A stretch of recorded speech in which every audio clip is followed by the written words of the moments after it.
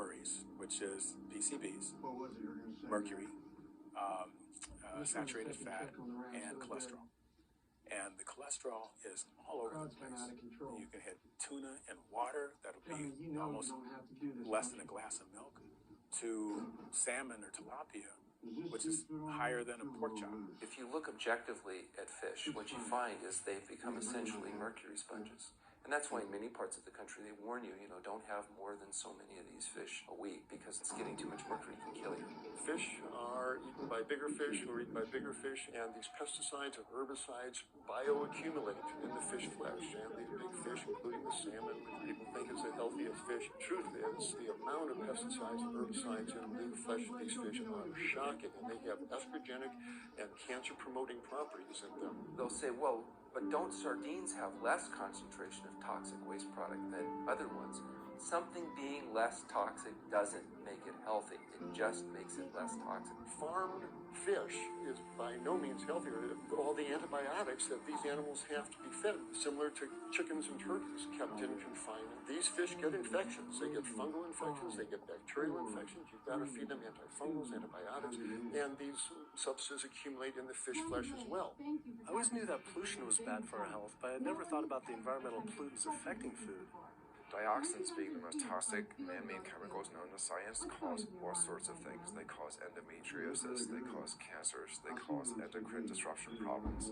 Most of your exposure, 93% of it, comes from eating meat and dairy products because it climbs up in the food chain so effectively. So you can get exposed to living near these incinerators and breathing it, but it'll take you 14 years to breathe in as much dioxin as a cow will ingest by eating the grass in one day, and that dioxin will accumulate in its fat, which accrues the milk and the meat, and anyone eating meat or dairy products is going to get that dose of dioxin, so it climbs up the food chain every step. Men have no way in their bodies to get rid of dioxins, but women have two ways. They're both involving having a baby.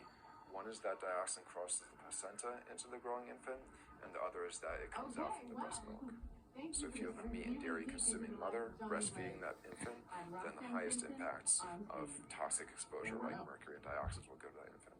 Pregnant women are told of certain types of fish should be avoided, but what about all these other animal products which are introducing, imagine as the fetus is developing, introducing these very harmful toxins which create reproductive abnormalities, developmental problems, and hormonal issues, right as the child is developing, the most critical stage of development. It does make you worry when people say, don't you want to have a little bit of milk because you're pregnant? Don't you want to have some fish because you're pregnant? Who do you think is going to get the chemicals that are in there? All of these environmental toxins and toxins from the feed that they're being fed accumulate in their tissues and are released into the mother and unfortunately to the child when you eat these products when you're pregnant.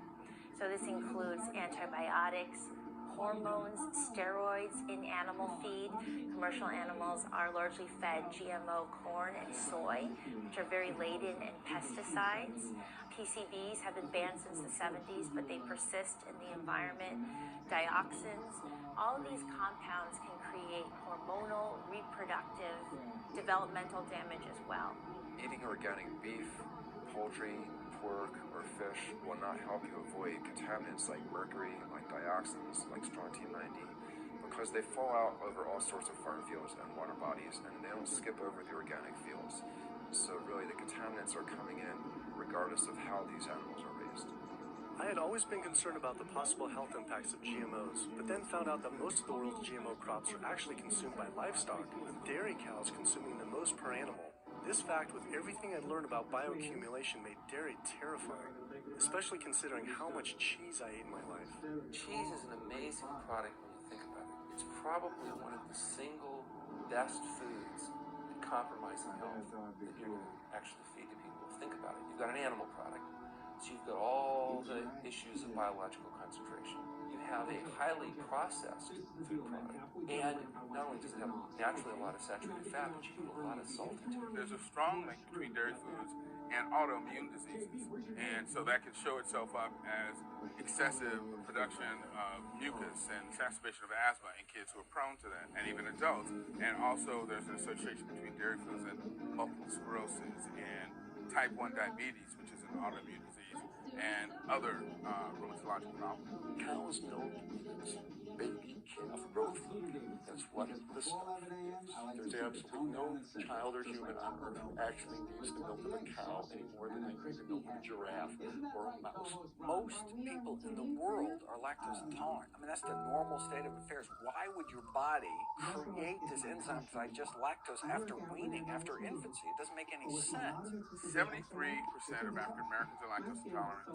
95% of Asians, roughly 70% of Native Americans, and about 53% of Hispanic Americans are lactose intolerant. Our government is encouraging Americans of color to eat foods that it knows is going to make them ill. Ultimately, what that boils down to is the government is telling me as an African American to eat food that's going to make me ill for no health benefit so that it will benefit dairy farmers as a form of institutionalized racism. Yeah, milk is a risky food for human consumption. As a pediatrician, I see on a daily basis children suffering from conditions that are linked or associated to dairy consumption, such as eczema, acne, constipation, acid reflux, iron deficiency, anemia.